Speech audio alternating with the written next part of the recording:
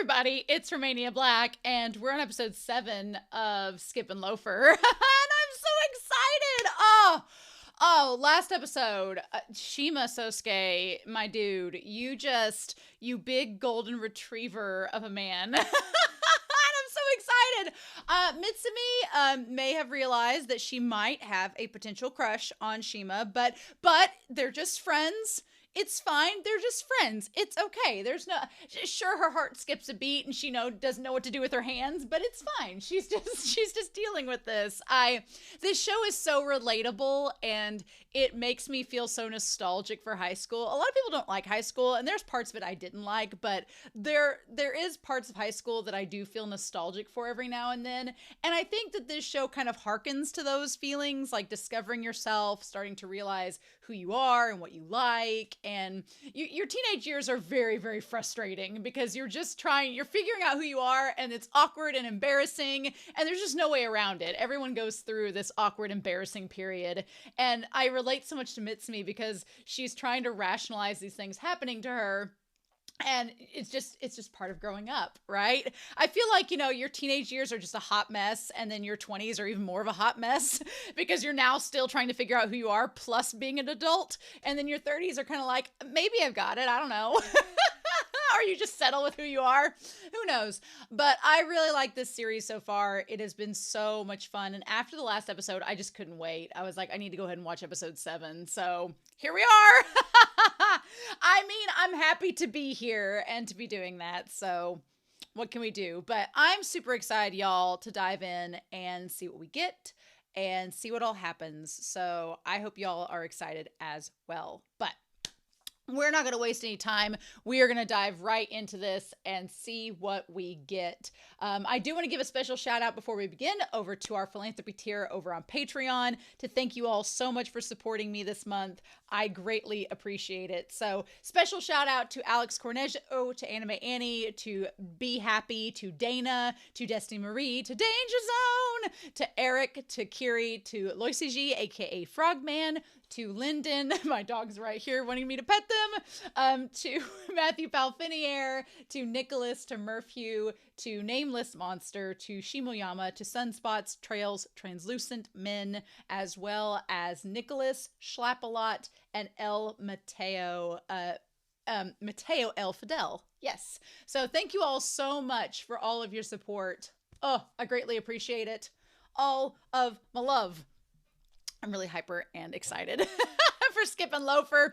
So let's not waste any more time. Let's dive right in. So we're going to start Skip and Loafer episode 7 and see what we get. And we're going to do that here in 3, 2, 1, and let's go.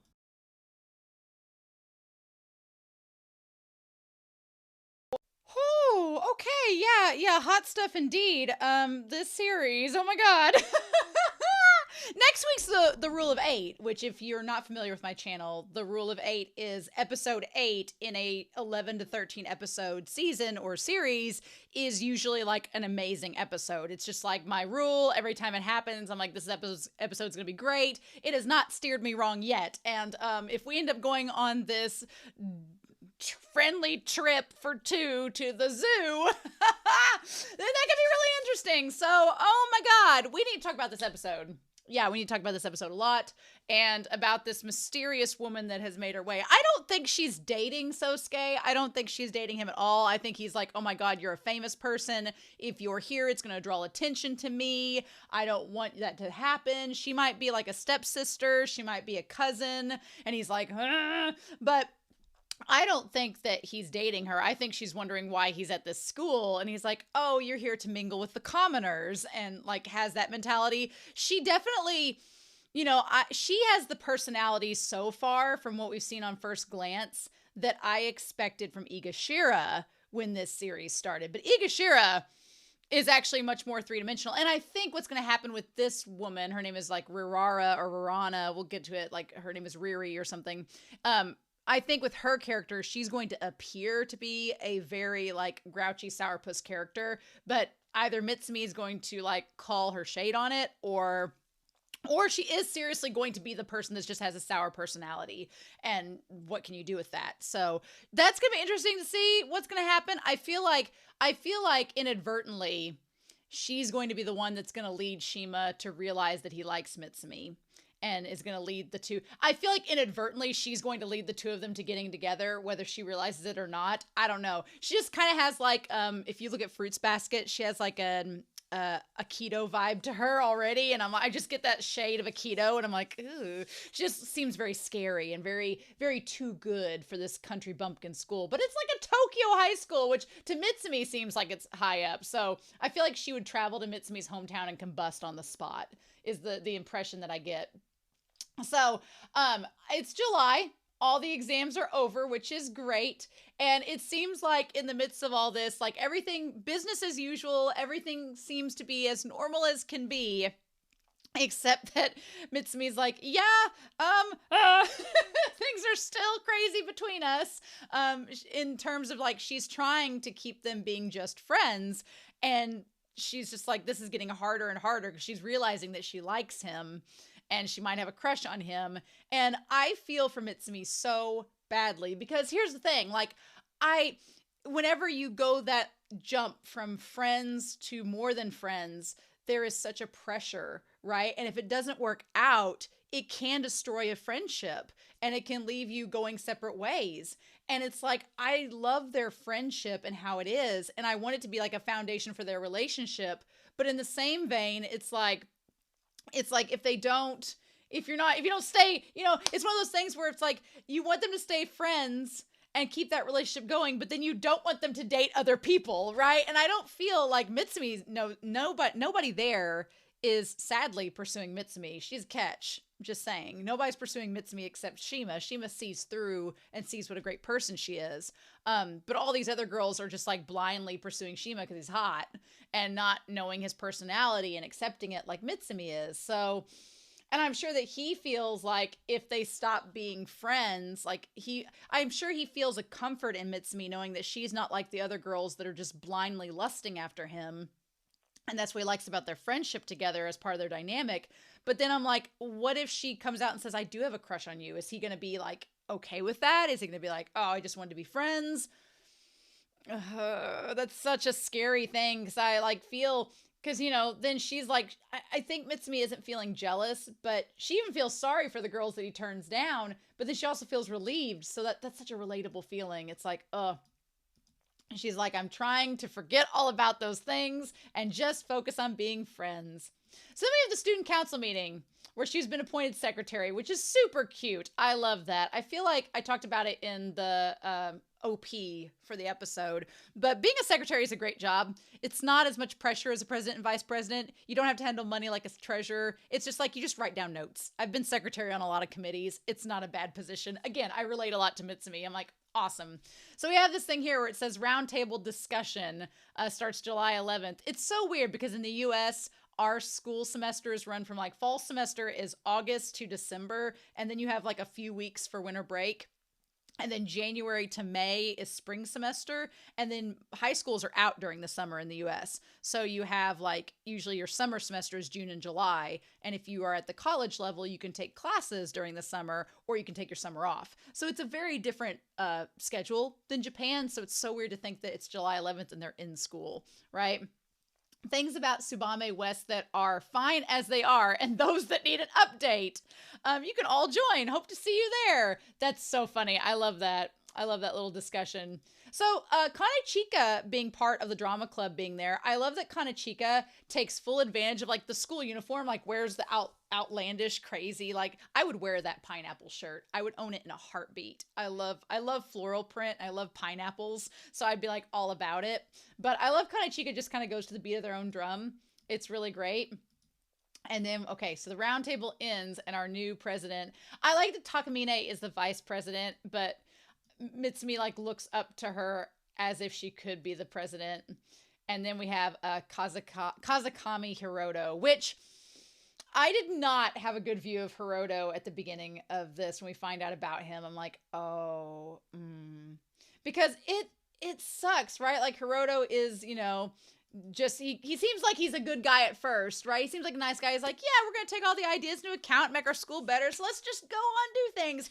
Has like a very Michael Scott from The Office vibe to him, which is fine because not everybody is gonna be as task oriented and hyper organized like Takamine. Not everybody's gonna be like that, and so I could see why they would want to vote for somebody that's not as like serious as Takamine, somebody that's a little bit more like kind of congenial, that can get along with everybody. Because as we've seen from the soccer captain before, the one that took this guy's place, and the other soccer guy that I had been wanting to ship her with, but now I'm changing my tunes.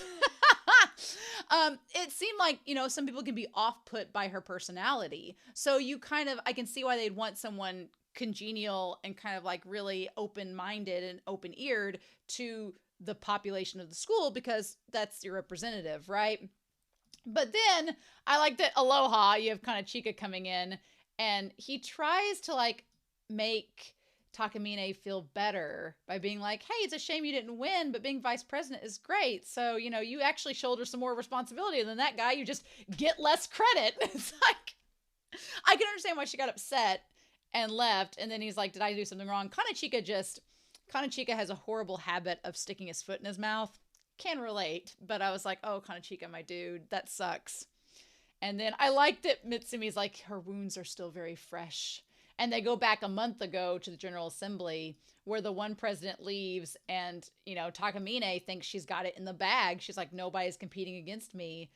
And then she realizes who put in their bid at the last minute and is like, oh, it's the second year who's like, and Mika Igashira, of course, who knows everybody because that's part of her maintenance of being a high school girl. She knows that he's like as popular as Shima. I like Yuzuki goes, whoa. Like Yuzuki's like, oh, as popular as Shima? Oh my God. I like that's a thing. And Igashira's like, yeah, he's like, he must be he was in line to be captain until his sports injury. And they try to give him the benefit of the doubt and be like, oh, well, maybe Hiroto, he must be a good leader because he was in line to be captain. And, that means that people vote for him. He's really popular. And they're like, yeah, he's popular. People are going to vote for him. But I like that Yuzuki is like, he probably would be a good leader because he was going to be captain. So you don't just get those titles willy-nilly, right? And Igashira, because Mitsumi is so down and out about Takahine being like, well, she put in all the work and she's been doing this for so long. But Igashira says, yeah, she's dedicated and you've seen that, but people think she's kind of scary and too serious. So, and that's like an unfortunate learning point of life is that, as you get older, you realize, unfortunately, that just because somebody puts in all the work and is the most qualified, unfortunately, humans don't work that way, and it kind of sucks, but those people don't always get the positions. A lot of it is like popularity and who you know. Sometimes, not always though, sometimes the person that is qualified gets the job and it works out, but there are some instances where popularity gets you a position more than your qualifications, and it sucks when you know that that's the case and you're like, but this person was better, but why'd you vote for them? And it's a hard fact of growing up and learning that and having to deal with that. And so I'm glad they address it in this episode, and that Igashira's like, because Igashira, I'm sure she knows, she's like, yeah, that's just how it is. That's why she's trying to be popular, or at least popular enough, She's like, appearances matter. And Igashira saying that makes so much sense because, of course, she's lived that, right? And Mitsumi's like, but she's really good at her job. And she's like, no one's more invested than she is. Don't you reckon? I like don't you reckon? And they just see like the seaside animals. Like I like that in Japan, like the seaside towns are kind of like the more rural areas. Like here it'd be like you'd see a cow or something and that'd be a sign you're from a rural area. But they're just like, don't you reckon? Like, I like that her accent comes out when she gets all flustered. I get that with Mitsumi. Sometimes if I get really flustered, when I did competitive speech, they tried to train us to have a non-regional diction. It's faded a lot, but I had gotten really good at having a non-regional diction, not showing that I was from the South, things like that, which I'm from the Midwest, but there's occasions where like my Southern rural accent tends to slip out. And I've kind of hit it well, but sometimes it comes out, especially if I get riled up about something. And I relate to Mitsumi a lot because of that. So he gets to become president. And the thing that's so sad is that Takamine like made she made him a book being like, here's all your duties, like to give him to be like, hey, here's all the stuff that I collected, but you're going to be president now. And she accepted it. She was like, yeah, you know what? He won fair and square. I'm just going to accept it. I'm going to give him the book and that's going to be it. And I'm sure that, now he can't be on the soccer team. So all that energy he poured into soccer, he can now pour into his duties as president, and she's like, I'm sure that'll be the case. And then they hear like, the guy is out in the hallway being like, oh yeah, I heard somebody had the same injury as you. So like, you're going to be able to come back and play soccer next year, right? And he's like, well, yeah, I could, but he's like, I never intended to be in the club as a third year anyway. So one, he wasn't intending to play soccer till the end. He wasn't going to be committed to the sport to begin with until third year. And then he's like, yeah, student council terms are up within the year, which is perfect. I just wanted to do this to put me on the teacher's radar in a good way. So he just did this to like get on his teacher's good side so he could just like skim through the rest of school. And they call him a himbo, and it's like, yeah. And that sucks that he was just in that position to get some favoritism, and he doesn't really care about the position because Takamine cares so much about that position. That's like the one thing she works towards. And he doesn't even care. Ugh, that sucks so much. Because it's like, she wanted that. And she cares about it so much. And you just got it and you don't even care. You're just using it for some you're just using it to your own end. Oh. And like her crying about it, it was so sad. And then he's like, I'm born to lead after all. And it sucks that there's people out in the world that have that mentality. And they treat that born to lead like joke, and of course Mitsumi's like, damn it, he told the joke and it worked for him. But it's like there's people like him that kind of mock the people that take those things so seriously, and yet they get in that position of power. It sucks, man. This episode made me want to cry on a lot of ways, and that was one of them. I felt for Takamine, like, that sucks. And she's just like, no, it's fine. And then her crying, she's like, this is something she put her heart into. And Mitsumi's like, I couldn't cheer her up. And she's like, I've begun to realize the same thing that she has. Hard work can build confidence, but it's scary that all we can do is hope that it'll pay off. I thought for a hot second she was going to say that popularity plays a role, but that's not what she says, which is good. I was glad she didn't go down that route saying that. But it is. It's like you put all of your work into something, and sometimes it doesn't pay off. And that part is something about growing up that kind of sucks the most, is to put your time and effort into something and it doesn't always work out. And that's such a hard lesson. And it doesn't mean that it's not worthwhile and that it doesn't like build your character and it doesn't lead you to meet people or do things that will pay off in the end. But it's hard sometimes to see where the trajectory of something is going if you don't see that payout. So I felt so bad for her. I was like, I just wanted to give Takahine a huge hug. And I like that Kanichika thinks about it. And so we'll get to the film here in just a second. But anyway, Takamine Tuesdays, and Shima's like, well, I want to come study with you. I've got a time to kill. Look, I'm so torn whether Shima actually likes her or is really being her friend. I'm really torn because on the one hand, he has other friends. He has Mukai and Yamada that he could hang out with if he wanted to hang out with them too, but he wants to hang out with her. He's taking time to hang out with her. So it's so hard to read him. On the one hand, you're like, okay, he wants to hang out with her, but is it just being friends? Or does he think that she thinks they're just friends and he's just going along with it, being like, because here's the problem with Shima-kun. You can't tell what that boy is thinking. He has got a mask on. There is a wall there. You cannot see if that boy, there's occasional little glimpses of him being like, when he shows emotions, like with Kanichika and when the Riri girl shows up, and there's a few moments, and the date getting set, like there's some moments there where the veneer cracks and you see beneath Shima and how he really thinks based on his expression. But for the most part, it's such a wall that you're like, well, are we just hanging out as friends?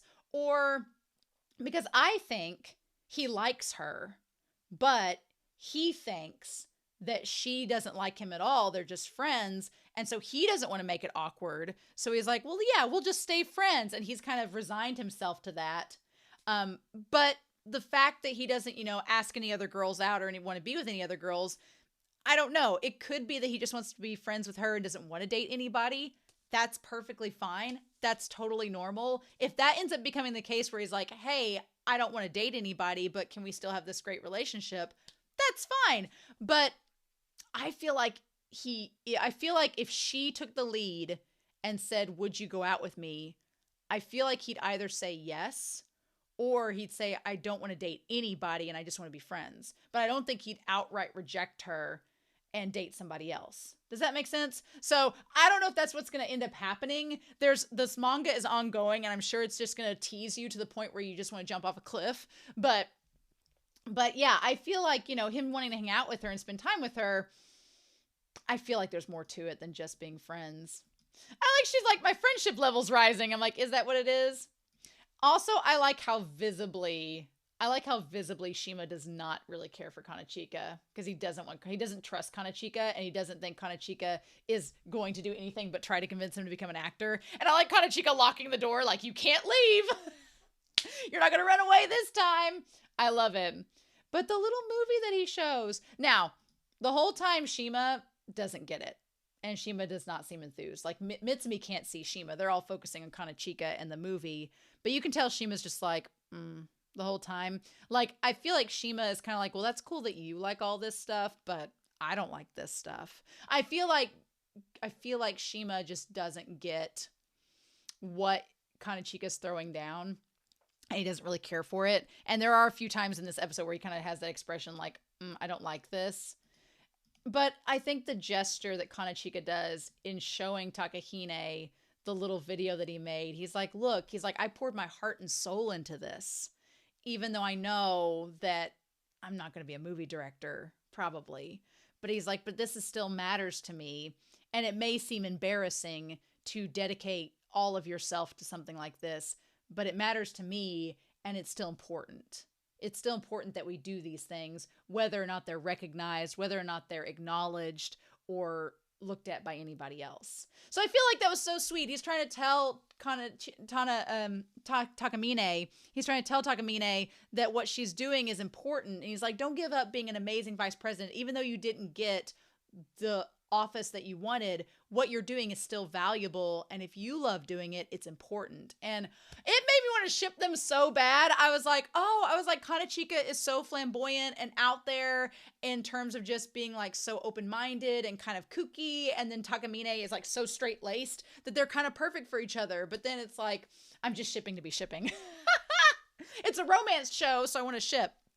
But I love their dynamic. Even if they stay friends, I love that. And you could tell he's embarrassed. Like, he has the superstar pose where he's just like it's so cute though. I love his little glasses, his bowl cut. He's like dyed his hair since then. I love it. And he's like has Star Wow on his shirt with the fanny pack. And yeah, Shima looks visibly not interested. And I wonder if Shima is just he sees why Kanichika, wants Shima to kind of open up about his childhood acting days, but Shima clearly did not have maybe the bright-eyed and bushy-tailed experience that Kanichika wanted when he was an actual star. So yeah, and then I love the little moment where the dad interrupts the video. It's very cute. And Takamine's like, look, I learned something from that. I'm going to do some things like relaxation and monthly indulgences. I've just crammed them into my schedule. I like that she's slowly changing as a person and becoming more open-minded to things like that, but it's not fundamentally changing herself as a character.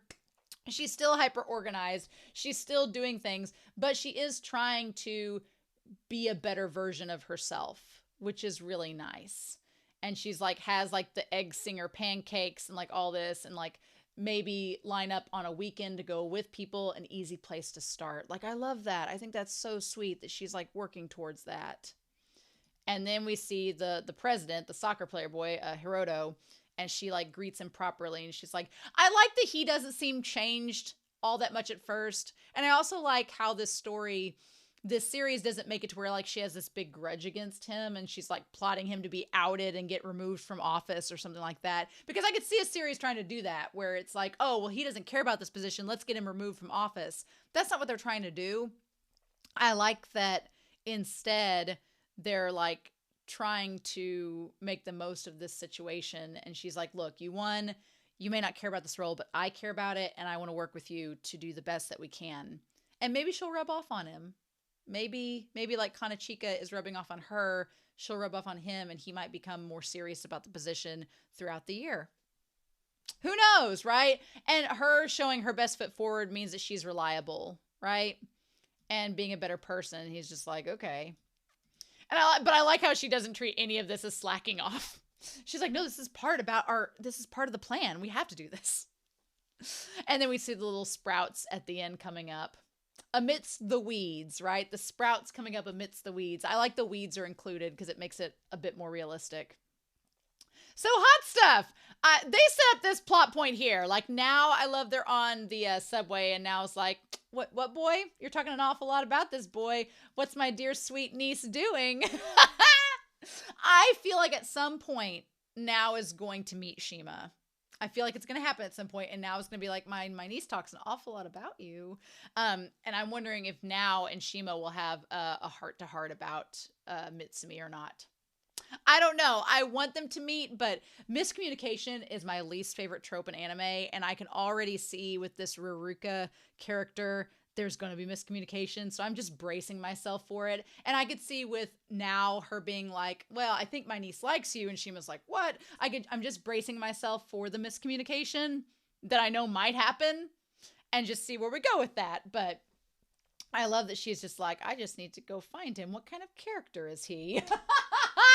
I'm just picturing now sneaking off after them and looking at them and being like, let's investigate. Love it. So then we have Shima. Basically, I do feel bad for Shima. I know being popular, it's like, oh, poor popular people, but him having to turn a bunch of girls down, I feel like him having to turn a bunch of girls down while simultaneously not being able to ask out Mitsumi because he doesn't think she likes him that way would be very difficult if that's the case, right? If that's what's going down. And he's like, oh, you know, and even though they're friends, here's the thing. I know they're friends, but I feel like the way he talks to Mitsumi about turning the other girls down is phrased in a way that's a little bit different. Like if you were truly just friends with somebody, you'd be like, yeah, that girl asked me out, but she's not my type at all. My type is this, this, and this, and she's not fitting the bill, right? He keeps things vague enough, and we know he's opened up to Mitsumi before, so it's not that, but he keeps it vague enough, like he doesn't really want to talk about it because he doesn't want to make her feel uncomfortable. It feels like the way he talks to her feels like the way you talk to somebody that you do have a crush on, but that you don't want to out it, right? Not that I would know from experience. Not that I would be able to relate to that feeling. But yeah, it's just like, oh, you just give enough information to like answer the question, but don't get too in detail about it. And of course, Mitsumi's like, he's too popular. What do we do? So she talks about going to the zoo and getting Fumi some merchandise over summer break to bring home. And these girls like walk by and they're like, Mitsumi's like, well, who are they? And he's like, I have no clue. And Mitsumi's like, oh my God, he's so popular. She's like, what is happening? So of course, all the boys, Yamada leading the pack, are watching Shima talk to like one of the most popular second years and possibly turning her down. I like that he just instantly puts on a mustache being like, the summer rush boys, let me explain. These girls are trying to go out and ask their crushes out before summer break when they don't see him, you know, so they could try to like get with them over the summer. Poor Yamada. There's a part of me that would like Yuzuki to go out with Yamada because bless his heart, he's trying. He has like a very Krillin vibe, like from Dragon Ball Z. And he talks about like he couldn't muster up the courage to ask out his first love. But then the other part of me is like, Yuzuki is kind of Kunami's, so that wouldn't work out anyway. Poor sensei. And then of course, and I like that poor Mitsumi's like, I don't want to hear about him asking out girls because, you know, I like that Mitsumi's not trying to get jealous. She's trying to be kind and considerate because Mitsumi has like a heart of gold.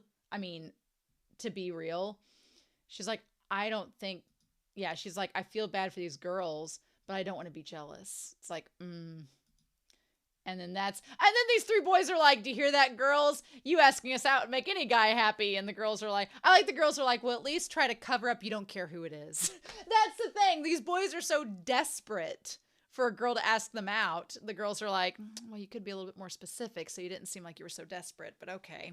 Just anybody will do, huh?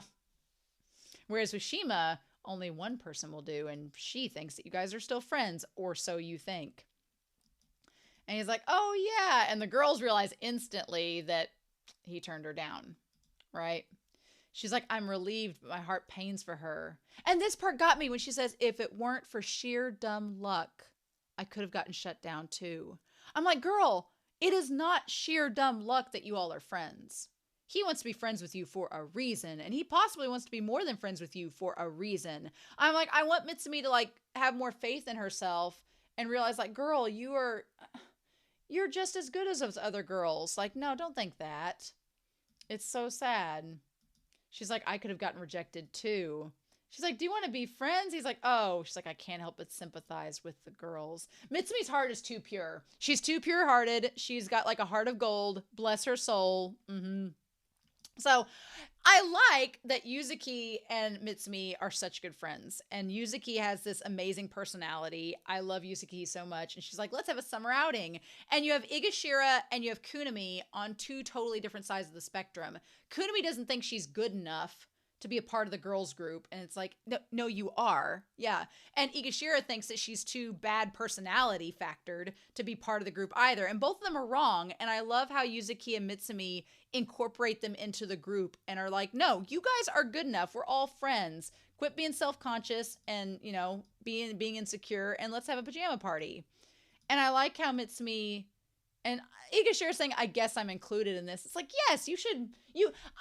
Igashira sometimes does this passive-aggressive thing where she's like, well, I don't know if I'm included or not. No.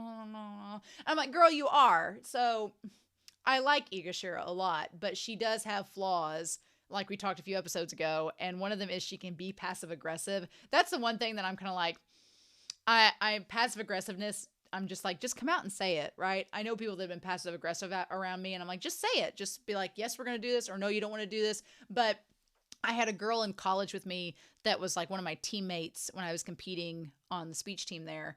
And she was always like, well, she'd be like, she would get invited to a party. Like it'd be an invitation like, oh, everybody's welcome. But it wouldn't be like an individual invitation. But she'd like hear us talking about a get together. And she clearly was invited. We said anybody could come. But because we didn't personally invite her, she thought that we were excluding her.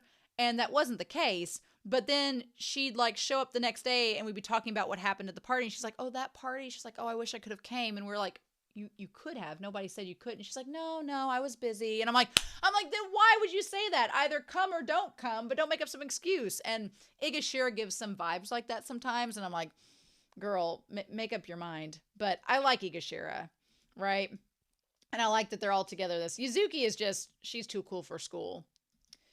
And I like that she's like, it's crazy that we're all in the same friend group. And she's like, she's right. If we weren't all in the same class, I wouldn't have made friends with any of them. I like that Yamada says here, I want to hang out at Shima's place. And Shima goes, no. Meaning that, no, we're not invited to Shima's house. And Shima told Mitsumi last episode that he doesn't have a great home life. So that's why he doesn't want people over. I wonder if he has a really expensive place that he lives at. Kind of like Sho from Sarune or not. I don't know. Anyway, so they talk about the zoo. He's like, the zoo isn't too crowded on weekdays. He's like, and she's like, well, what about it? And she's trying to pass off she's not nervous. And he's like, see, I looked into it and it's not too bad on weekdays, even during summer break. She's like, really? And Igashira's gonna get something and then sits outside and eavesdrops on them. And she's like, oh, of course, adults don't get summer breaks. And she's like, how am I supposed to go in there with them? And so he's like, oh, yeah. He's like, I'm sorry, I scared you like that. And jumping to conclusions. And that's when Mitsumi's like, well, he's so nice. Dumb luck or not, I'm glad we're friends. And she's like, I do fantasize about how it'd be fun for us to go to the zoo together and stuff. And she sees him with her family. I'm like, girl, if you're imagining him going on trips with you and your family, you are more serious than you think about being in a relationship with him. If you're imagining that. I like the dad in the fantasies looking over at him like, I don't know, which I imagine now is going to be the same way. She's like, but I want to treasure this friendship. And Shima is just like, yeah, I didn't want to like impose if you wanted to go to the zoo. And he's like, are you gonna go with anyone? Oh, and she's like, oh, about that. And then she says, what she thinks she's saying is, do you want to go in a group? But what she says is, do you want to go together? I thought in that moment in the reaction that Igashira butted in and said, do you want to go in a group? I thought Igashira was going to like show up in the doorway and be like, you want to go in a group? And like ruin the moment and make it to where they weren't going to go together by themselves. But that's not what happens. She's thinking, Mitsumi thinks she's going to say in a group, and she says, do you want to go together? And Shima, that's the one moment Shima's face falters like, oh, do you mean like as a date? And Mitsumi's like, oh no, she's like, I said as together, like a date, like this is an aura. And then Igashiro's like, oh my God, she asked him out, essentially. And she's like, it slipped out. Huh? And he says, sure. And he's like, yeah, before Oban, right? When are you free? Like he goes back to being like for a moment he slips and he looks at her. And then when she like covers her mouth, I feel like he thought that she meant, oh, she slipped up. She meant as friends. I think Shima is in denial and convincing himself that she doesn't like him as more than a friend. And he's like, oh, well, she must have just meant as friends. Yeah, of course. But he's not going to turn down the chance to go to the zoo with her together, just the two of them, you know? And here's the thing. He's like, when are you free? Here's the thing about it. Is she's like, oh, are you sure? And he's like, yeah, of course. He's like, it's easier to get around in a smaller group of 2 to 3 people. And he's like, how about Thursday or Friday the week after next? Now, she's like, he's so casual about this. Now, the question is, he said 2 to 3 people. Is he going to invite someone? If he invites someone, then that seems like it would be a sign that it's just friends. But if he doesn't invite anybody and he shows up and it's just the 2 of them, then yeah, that could be just friends. I'm not saying it couldn't be. It could be just friends. Or it could not, right? Now, if he invites the one friend that's the actor friend to go along with him because he's terrified and he's like, I don't know what to do. You need to come with me to make sure this is okay. We'll see. But I don't know. If he just shows up by himself and meets her there and they go to the zoo together alone, it's a date. I mean, essentially. She's like, he's just usually so tuned in. I like that she's like, yeah, he's so tuned in usually to what girls are thinking. And does he not read? He can't read my weight. Isn't this a date aura? And he's like, oh, a date with nice weather would be nice. I think he's fine if it's a date. But if he ends up being just friends, he's fine with that too. I mean, it's a win-win for him. He's like, Thursday or Friday. And she's just like, oh, Thursday then. And he's like, it could be that when he looks at me, I'm like 100% friend made in Ishikawa Prefecture. I love it. She's like, we're just friends. And he's like, okay. Bless her heart. Oh my God. That's what he sees. She thinks that what he sees is they're just friends going to the zoo together. I think that he secretly is like, oh my God, this is like a date. He's thinking the same thing she's thinking. This is the problem. The 2 of these bakas are thinking the exact same thing, but neither of them realize the other is thinking the exact same thing. And so it's just like, their friends are going to be like, are we serious? Are we serious? He's like, I've never seen a panda in real life. And she's like, really? I thought everybody in the city had. And he's like, well, of course not.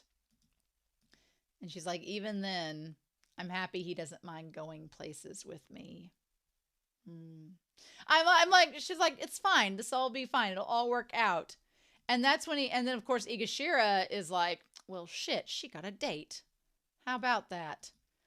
And that's when, she's like, fine. She got a date, whatever. And then he's like, oh, I'm getting a call. Ha ha ha. And then he has this reaction. He's like, why are you here? Like, why are you near us? She's like, I wanted to see what your school looks like. She has the same uniform on as Ray from Sailor Moon as Sailor Mars, which seems fitting. She kind of gives off a Sailor V vibe though. And she's like, what's the big problem? Whatever. She clearly is just like, what is going on? And of course, Igashira is like, the fudge. Like, this girl's very pretty. And he's like, I gotta go. Something came up. But then this girl shows up. I don't know. She looks kind of like Shima in the face a little bit. Maybe she's a stepsister. She's like, it's so average. She has the very posh, like, what is this? She does kind of have like an aloof vibe to her, when she looks. So maybe they're siblings. Maybe they're step siblings. Maybe they're related. And Mitsumi, of course, is just like, hi, friend. Mitsumi's just like, hello. Nice to meet you. And she's like, are you Mika's friend? And then she's like, oh, I'm starting to get why. She's like, and that's when she's like, I'm starting to get why he goes here, because nobody would recognize him. She thinks they're all bumpkins, right? And Mika's just like, no, it's just Mitsumi, who doesn't know any celebrities. And he's like, Ririka. Yeah, Ririka. I told you to wait at the gate. Yeah. And she's like, well, I never agreed to do that. He's like, you're not allowed inside. Yeah, I get, which is true. She's like, okay, bye, guys. And then Mitsumi's like, well, she was sure unique. Oh, I love Mitsumi. And then Mika's like, are you serious? She's like, that doesn't even begin to describe her. And then she has, yeah, the youngest HT cover girl in history, Saijo Ririka. Okay, so they're not related, but interesting. All right, she's like on this cover. Now, I wonder if Saijo Ririka is like a stage name, or if they're like cousins, or if they're under the same, like, because Shima seems to have friends with a lot of like former child stars and stuff, so she could just be like somebody in his friend circle. She seems a little, for being in his friend circle, she seems a little snooty, so I'm curious. But I love that Mitsumi's like, well, she looks an awful lot like that girl we just saw. Love it. Love her. Love her so much. And I love that Mika's like, I hate you. She's like, I cannot stand you. So yeah. Next week is a rule of 8. I'm super excited for episode 8, but this one girl, Ririka, I feel like she is placed there to be, she is a test for our couple. She is our test for our couple. She's going to either provide miscommunication and seemingly put a halt to their relationship, but inadvertently perhaps spring it forward into the next stage and not realize it, or I don't know. This series, the thing about it is, I think that certain characters are going to do certain things and have certain tropes about them, but then this series surprises me and makes me go, I don't know about that, and then what do we do?